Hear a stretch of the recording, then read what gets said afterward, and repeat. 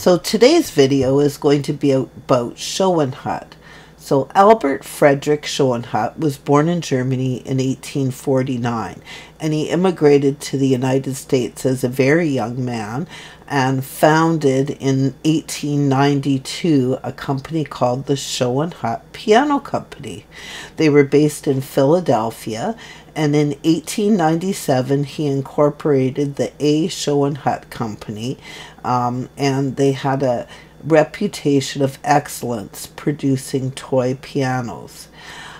Albert's family background was he was a third-generation German toy maker, and his early training was creating toys and toy pianos in Württemberg, Germany. So his early training is what gave him the expertise required to be successful in his new business in the United States. He was only 23 years old when he first started out on his own in this new land. And it's interesting to note that Schoenhut still make toy pianos to this day.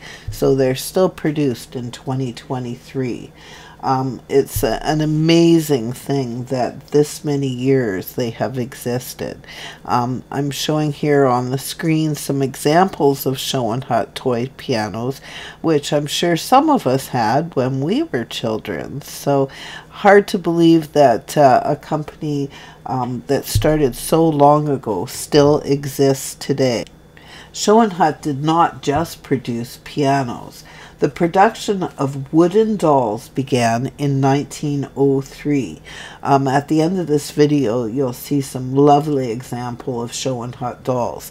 Some of these dolls are extremely expensive collector items today. They began building dollhouses in 1917, and then dollhouse furniture in 1928. By the time of Albert Schoenhut's death in 1912, it was then renamed the Schoenhut Piano Company, and they've grown to become the largest toy maker in the United States, and the very first company in the United States to export its products to Germany. The Great Depression, though, forced the company into bankruptcy in 1939. It's known that the houses were produced from 1917 to 1934, and the furniture was only produced from 1928 to 1934. So there's quite a few houses that they did produce, and just absolutely lovely, and they're extremely collectible today and very hard to find because they didn't produce them for long periods of time. So you can see here, here's a picture of some of the houses that they produced. Now these houses, from the research that I've done, some of them were 1/24 scale and some of them were 1/12 scale. So I don't think scale was an important thing back in the day. So I love this little house. I think that is just so sweet. I love the way the roof looks on that one. I think it's just absolutely adorable. And you can see here in the next photograph, this house with the lovely front porch. So some of the houses that I found online had lithograph paper, and some of the houses were just simply painted. I would suspect that probably most of them had lithograph paper when they were brand new, but through the years ended up just getting painted. Here's an absolutely exquisite example of a Schoenhut house that still has all of the lithograph paper intact, and that is just absolutely beautiful. Most of the houses that I found to put on this video are actually for sale either on eBay or Etsy. Some of the houses would be marked with the Schoenhut label, and this is what their label looked like. So Schoenhut dollhouses made in the USA. I also, when I was doing my research, did come across a book. I'm not sure if this book is still being produced, but it was by Hattie Cooper, and it outlined all the Schoenhut dollhouse furniture from 1928 to 1934. So even though the company was forced into bankruptcy in 1935, the name was revived in 1936, but only the pianos were made from then on. No other toys, just the pianos. It is still family-owned business. So now we're talking about fifth generation owning this company. And it's just amazing that they're still going on. So this is some examples of Schoenhut dollhouse furniture. You can see that it really has a very strong resemblance to the Strombecker furniture. However, there is differences, and to the experienced eye, you can tell the difference between a Schoenhut piece and a Strombecker piece. Most Schoenhut furniture is 1/12 scale, but this example here is 1/16 scale.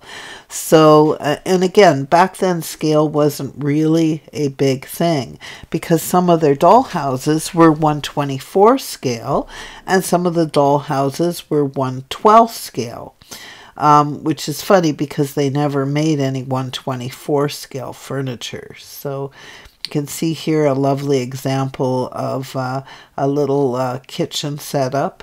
So, much the same as the Strombecker furniture, this green color was very popular. I also seen quite a bit of furniture that was manufactured by Schoenhut that was in the pink shade. So usually it was either green or pink. That seems to be typically the colors that one would see. Just absolutely lovely furniture that's now very, very collectible. It's too bad that the Depression had to happen, because it certainly put a lot of these great toy manufacturers out of business. So here is an example of the Schoenhut toy furniture box, or the box that they would have come in. Yeah, pretty cool. Be neat to find an attic that was stuffed full of that stuff, wouldn't it? And here's an example of a bathroom that would have been made entirely out of wood. Yeah, that's really super cool.